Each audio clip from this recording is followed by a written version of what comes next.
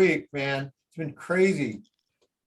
I'm gonna try and get my boat out today, get the boat out and Head out to Rollins. yeah, have some fun. I've got a volleyball team, 14-year-old volleyball, about 4 girls out on the boat. But good morning, everybody. How's everyone doing? Morning, Tom. Awesome. Morning. Hey, Tom, good morning. Awesome. Well, hey, Seth is our MC. And good morning to today. you too. So Seth, take it from here. Seth Rudin, can you hear me now? Oh, there you are. You cut out for a minute Yeah, there. yeah. Good morning, everybody. Morning, Seth. Hey, good morning. Sean, thanks for being here, my man. Sean, welcome. My Are we pleasure. live? Are we live? We are live. All right, right on. Well, Sean, you don't really need an introduction in these parts in sunny northern Southern California here. And you have been ranked by the Wall Street Journal as out of about 1.3 million agents, number 95. That's quite an accomplishment. You've seen markets up and down, good, bad, the ugly. You've seen it all, Sean. And so today we're glad to have you here chatting to us about how to recession proof your business, how to recession proof your business. And then I'm going to turn it over to you, Sean. I know you've got a presentation for us. Yeah. And what I want to touch on first is, hey, Sean, is this just something that seasoned agents, they just don't need to worry about? Is this just recession proof? Is this just for newer agents? And I'd like you to address that objection too. So go ahead, take it away. Yeah. Sean. Hey, well, first, let me say how flattered I am that Tom asked me to be on this call this morning. And we were at an event a couple of weeks ago, and I shared this information with a group of about 150 agents. And as we talk about a change, as we talk about a shift in the market, whether we head into a recession or not, the idea here is that our tactics and our actions must change. And so to address your question, no, it's not just obviously for new agents, but it's for all agents. Our business tends as a whole in the real estate community, many agents' businesses ride what the market is doing. And this is why you see, in a changing market, and when there's a fissure in the market, agents are either getting in or getting out of the business. And my personal opinion is, and what I'll share with you today is much of your success in real estate in general, regardless if it's a seasonal change or regardless if it's a cyclical change in what's happening with the real estate market, everything is predicated on the actions that you take, on the mindset that you have. And I think to give Tom kudos, and Tom will tell you himself, he's always skating to where the hockey puck is. What does that really mean? It means, Seth, you don't sell bikinis at a retail store in wintertime, and in summertime you're not selling jackets. And Fair. So what does that really mean for us as we look ahead for the rest of this year and for next year and the years beyond? What does it mean for our business to really identify where there's going to be opportunities, what our marketing looks like, and who our targets are, and how and who we're building relationships with? I love it. Yeah, that's great. And I want to address something else. You have a background in the United States Navy, is that right? And were you not in Intel? You are approaching your business like a business, Sean. You're very strategic about how you approach what you're doing, right? It's not empty movement. It's very intentional. Yeah, I would say, when you do the research on, in our industry, who rocks it, who are the most successful agents that make the transition from a previous, career, you look and it's usually educators. A lot of the times it's military folks. And I think part of the reason, that many folks are successful, top producing agents, is because there's some discipline there, and there's some some techniques of mindset that keep you self-starting, or that get you off the couch or out of the bed every day and go, hey man, I got to treat this like a business.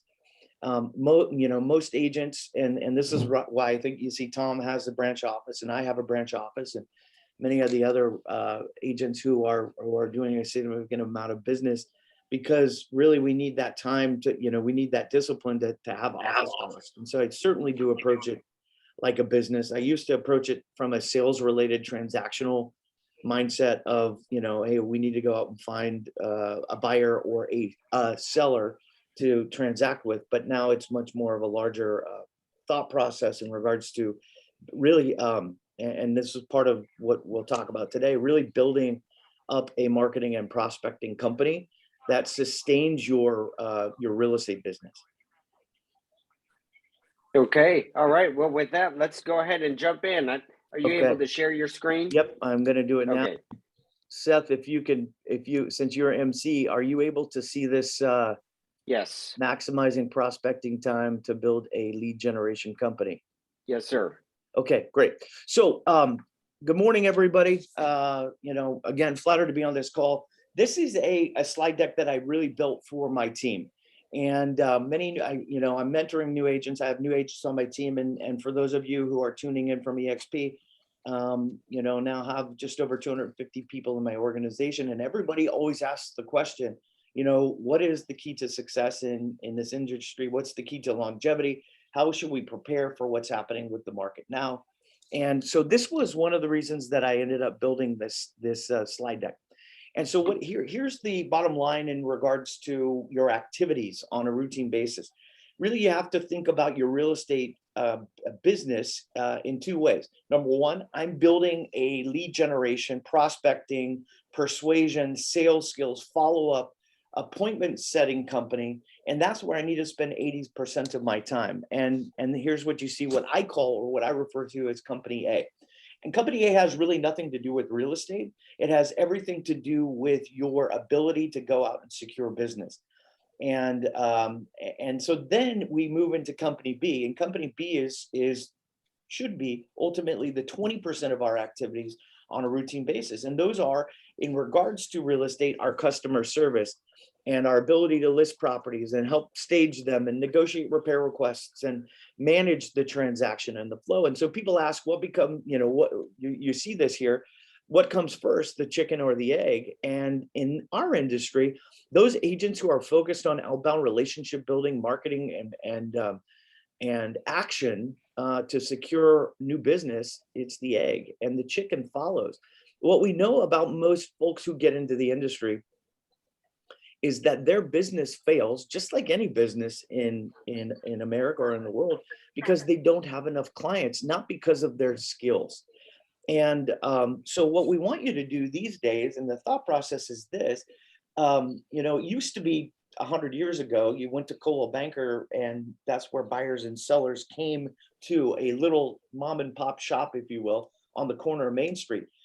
That you don't need that storefront anymore. What you need is you need to take yourself to the market through use of, like for EXP agents, your KV core system, your social media, your YouTube channel, your ability to get out and network with other business owners in the community. So really want you to focus on and ask the question, and I'm going to follow up and ask it again, but where has your focus been this week? Here we are Wednesday. How much activities have you spent in Company A? Now, as we move this, here's the problem, right? So I always like to identify the problem and provide a solution. Why should we be focusing on Company A? Here's the stats, guys. And this should scare some of you a little bit. We got 1.3 million realtors in North America. Only 3.3% of them are doing more than 25 deals a year. And here's what I know on price point and deals and commission these days. It's really tough to be a full-time real estate agent and pay the commissions and pay the marketing fees and pay all the other things that go along with being a real estate agent without not doing 25 deals, which is about 2 a month. We have only a 13% success rate in our industry after 4 years. Only 15% of the agents who come into this industry have previous sales and persuasion skills. So the question really is, guys, this week and next week, and as you plan out your strategy for developing these types of skills, What's your plan? Who's coaching you? What books are you reading in regards to marketing and prospecting and sales skills? There's a great one out there that my team's reading right now. It's called Question-Based Selling, QBS. I think you should read that book. What we know is that at the closing table, 80% of agents only try and close one time. We know only about half agents are doing more than one open house a month. And we know that 96% of small startups or brokerages will fail after 10 years. So this begs the question, why? It's because as an industry, we're not in action. Here's what I'll tell you about the recession. Here's what I'll tell you about a shifting market. Whatever you're doing now to generate business, you need to quadruple it.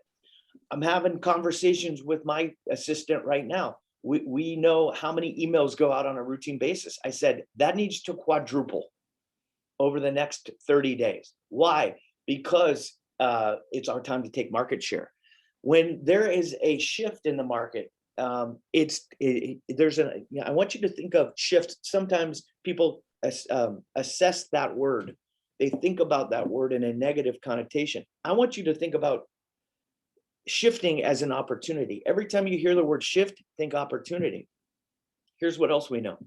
We know that most of the time agents aren't touching their leads enough. They're not nurturing their leads enough.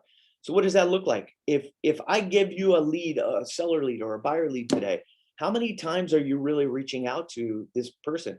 The difference, Tom Ferry says, between 3 touches versus 5 touches. What's a touch? A touch means, have I Facebooked them? Have I linked them? Have I texted them? Have I sent them up on a market update?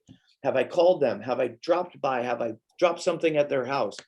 The difference is a 40% higher conversion ratio when you just go from 3 to 5 touches. Many of you know also I'm a Grant Cardone coach, licensed with him. Grant just came out with a new statistic that said the average person now isn't buying or selling until 12 to 15 touches. So for some of you who go, man, I got this lead, they didn't call me back, or I'm giving up on them, that you have to implement right now more than ever a longer touch strategy or system. Here's also what we know. Only 24% of sellers used the agent to represent them when they turned around and relisted their house. It's because we're not staying in activity with them enough. So on Monday, we have this class that we've been talking about in accountability. And I said, okay, as far as marketing, by the way, in a shifting market, the less marketing you do, the better. And the more prospecting you do, the more belly to belly, face to face relationship building, the quicker you will scale. But as you think about marketing, and the different categories that you're in, when you talk about quadrupling those activities, that means to your database, that means to agents that can refer you business, that means to a geographic farm, like, as far as sending them market updates, that means Facebook posts and whatever else you're doing. But those activities and the repetition and the cadence at which you expose yourself to people who know, like, and love you, or people who don't, needs to be at least quadrupled. And here are the questions. Have you been, now that you know, I'm running 2 different companies. I'm running a marketing company and I'm running a real estate company. Where has your focus been? Question 2, what is your daily goal? If there's no target, you'll never hit it. And so for some of you, that can be appointments. For many of you, it needs to be new contacts. And number 3, what is your current pipeline and graded on a scale of 1 to 10? 4, how many hours over the past months were spent working in company, and how many hours did you prospect? I asked my team this on Monday. I said, how many hours did you prospect last week? Most of them said, you know what they said? On average, 2 or 3. And I said, here's what that looks like. It looks like this. I've given you a franchise, a retail franchise, and you're telling me those doors were only open 2 hours last week. You think your company's going to succeed? The obvious answer, the rhetorical answer, is no. So we got to get those doors to your retail store open on a routine basis. And we got to let people come in there, and you got to get out there and wave your arms, just like we see New Build switching that sign around and say, come on in, we're open for business. We want to attract you. 5, how many face-to-face appointments with your database or referral partners did you have last week? 6, how many touches went out from your business? This is a workflow to capture people. What's a touch? A touch is an email, a social media post, a postcard, a phone call, a pop by. How many touches went out in your business that elicited contacts? And a contact for me is not a lead. So many people go, oh, how many Zillow leads? That's not a damn lead. It's a contact. Until somebody raises their hand, question 8, and says, man, I want to buy or sell over the next 6 months, that's a lead. And so those become nurtures, new word in this industry, nurture. And question 9, how many buyers or sellers appointments did that yield? And how many contracts written or listings signed? So here's the deal. If you're out there and you're going, man, I don't have any listing or buyer appointments for next week, I can predict that there's not enough touches going out from your business. I can predict that you're not attracting enough contacts. By the way, that's a word you guys should write down, attracting, because many of you are chasing business instead of attracting it. And my suggestion is you change that mindset. What does attracting mean? It means that you're out there providing value to the community. You're out there solving problems. You're out there exposing yourself. Coach Burt, the other day, for many of you who know him, he held with Tom's assistance. He came here to Placer County Association of Realtors, and he said, guys, listen up, everybody here who's on this call. You're not in business, you're in show business. What does that mean? That means, man, I need to be out there in front of as many people as possible, and they need to know about me. And it's not about how well you can write a contract, how good you can negotiate repair requests, because those skills are moot if you do not have enough clients. Okay, so those are 10 self-reflective questions that you can answer yourself. So for 2023, based on where you are now in 2022, halfway through the year, and understanding you're the CEO of your 2 companies, would you hire yourself back? I suggest many of you take the CEO out of it and you start with the chief marketing officer. What does that look like? If I was coaching you every Monday, I would come to work, or come to this office, and I would say, Samantha, Seth, Randy, as the chief marketing officer, how many contacts and leads did you generate last week? And if there's 0, and we're having a conversation and I hired you to be my chief marketing officer, what do you think I'm going to say? I'm going to say, well, you obviously didn't spend enough time, or the tactics that you're using to attract and to gain business isn't working. And so think about that, guys, as you go throughout this week, because whatever you are working on needs to quadruple. Whatever is failing, you need to reassess and come up with a different plan to succeed. This is what the workflow looks like. We talked about touches and contacts and leads and nurtures and appointments. Guess what? This has nothing to do with real estate. This has to do with your actions. You could be selling copy machines, and we're going to still use this same workflow. And then we're going to dump this into our real estate business, which starts with signing contracts with people. And then those lead to closings, which lead to revenue and profit. But if your profit is dead right now, and you don't have another revenue check that's coming in right now, you need to go back to company A and look at this workflow and say, man, where can I supersize it? Where can I 10x it or quadruple it? Because it starts with your ability to get yourself in action. And the workflow of the both of 2 companies is the number 1 rookie of the year that comes in. Do you think they are great at sales skills? No. Do you think they're great at negotiation? Maybe, depending upon where they come from, but most of the time not, because they're negotiating a different deal. What they are good at is building relationships, typically. So go out there and build some relationships. Don't be focusing on company B before company A has a solid base of pyramid. And here's what we know. If we're not making daily contacts in our industry, it's simple. We fail. And why? People say this all the time. Well, what about, I have a database. Great. Guess what how much the average database resends on a routine basis? 25%. So you got a database of 250 people.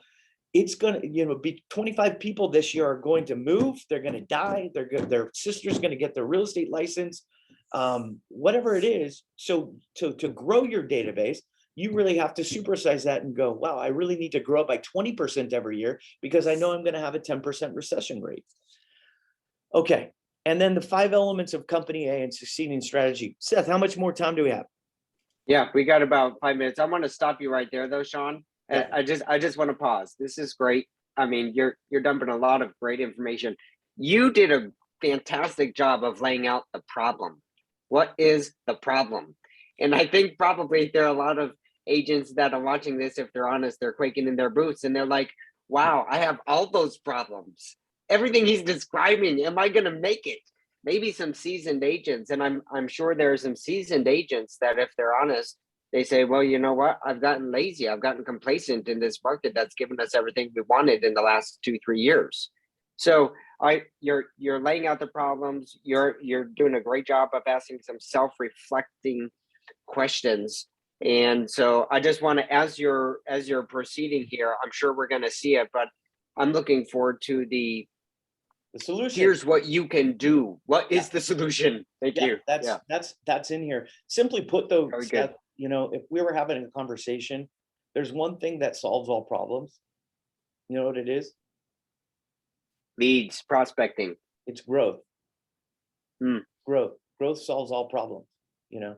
And so what does that look like? If I'm growing company A, I'm going to grow my bottom line when I grow the amount of touches that are happening in my business. If you said, Sean, here's your real estate license for Florida, go to Florida right now and rock and roll. And you know, I have an expensive lifestyle, so I'm going to need to do at least 40 deals my first year. And you drop me off in Miami. You know what the first thing I'm going to do is? I'm going to go meet with the top 40 business owners in town. Because here's the deal. You think Zillow is going to get me there? You think buying online leads is going to get me there?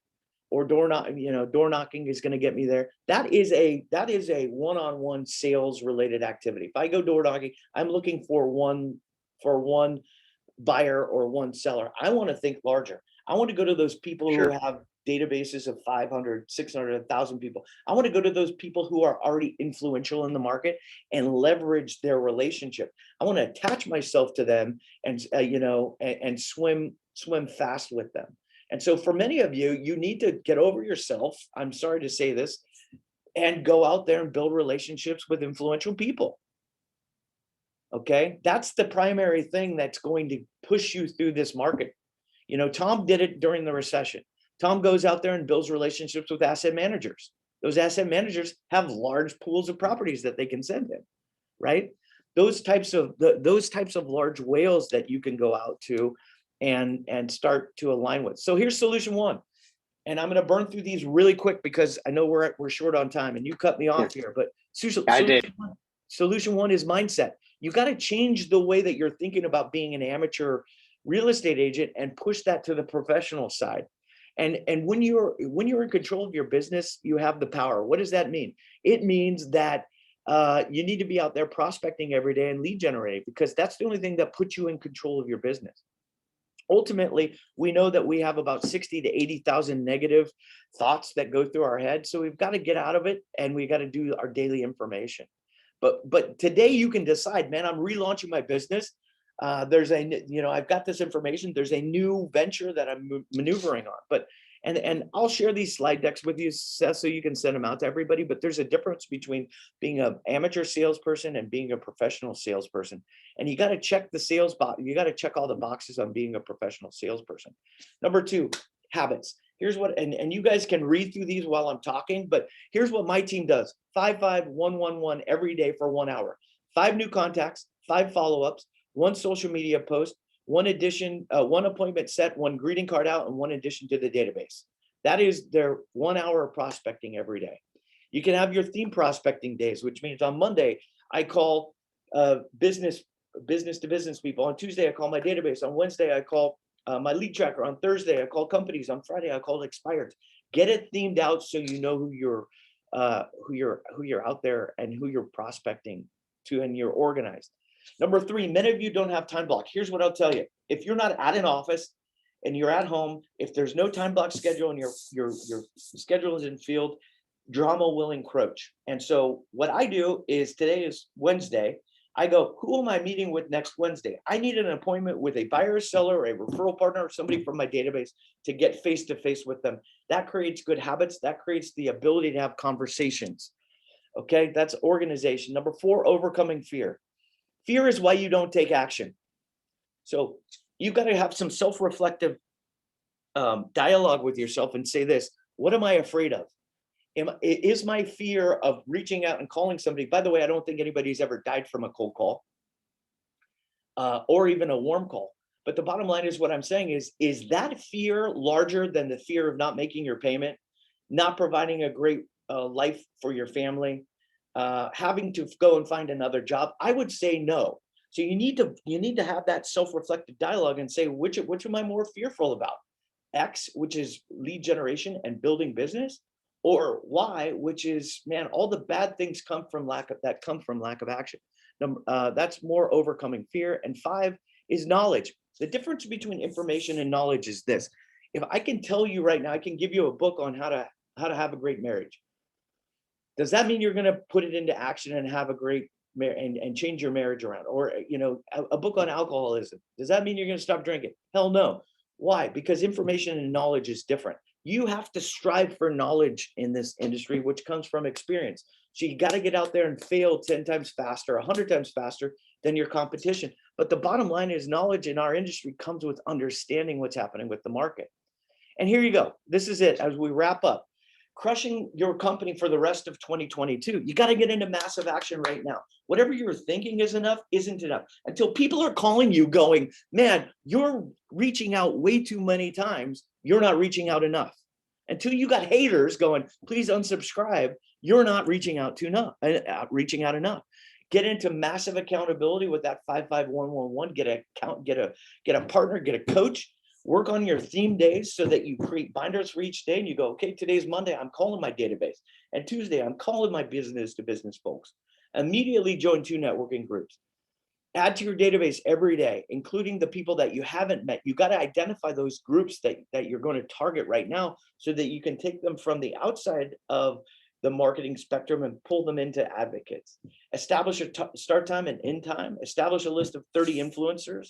Sorry for the typo for 2019. What does that mean? That means the 30 people in this world that you can begin to prospect who, if you were in relationship with them, could change your world. Think about this. If you knew 30 influential people who give you 1 deal a year, that's 30 deals.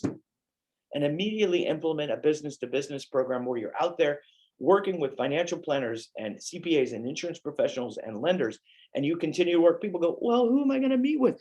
Call your clients and ask them, who's your financial planner? Who's your CPA? Who's the last refi you did with? Can I call them? Can I meet with them? Yes. And that will strive to get you more face-to-face appointments. I'm going to stop the show right now. That's what I got. Right on time. I love it. Thank you, Sean. Yeah, appreciate you, man. There's so much good information there. I took a lot of notes here. Quadruple, whatever you're doing, think of shifting as an opportunity. Now is a great time to change your bad habits and make new ones. Okay, we got a couple questions here. I just want to touch real quick. Can you tell us what the 55111 is again? Yeah, sure. Can you talk about, I'm just going to throw 3 questions at you. Can you talk about the difference between prospecting and marketing? Yeah. Yep. And how do you get in touch? How do you find the top influencers in a new community? Those 3 questions. Sure. Okay. 55111. Ready? 5 new contacts a day. 5 follow-up calls a day. 1 appointment set for that date next week, meaning today's Wednesday. I need a face-to-face appointment for next week. 1 greeting card sent out, meaning, hey, great to see you at the open house. Great meeting with you for lunch. 1 addition to the database in the CRM. Okay, every day. And then a social media post about real estate. I don't think you guys are utilizing social media enough to tell the story. That is your commercial. If I said, hey, Seth, I'm hiring you to be, you know how every newscast has a weatherman, right? What if you were the real estate man and you had to give the real estate report every day at 5 p.m.? 5 minutes, what would that look like? That's where you need to think about your social media page, okay? That's the 55111. 5 new contacts, 5 follow-ups, 1 social media post, 1 appointment set, 1 addition to the database, and 1 greeting card sent out. Marketing versus prospecting. Marketing is passive. Marketing is hoping, right? Seth, if you needed a listing today, would you send out postcards or would you call your database of sphere of influence or people that know you, past clients and love you? And where are you going to get the listing from today? Go after it. You're not going to cross your fingers and hope. So the difference between marketing and prospecting is hunting, the difference between gathering and hunting. Here's the difference. I'll give you an example, because sales are made through storytelling. Seth, I'm driving down the 101 in San Francisco and I see the Banana Republic billboard and it says chinos. And I go, man, I love those chinos.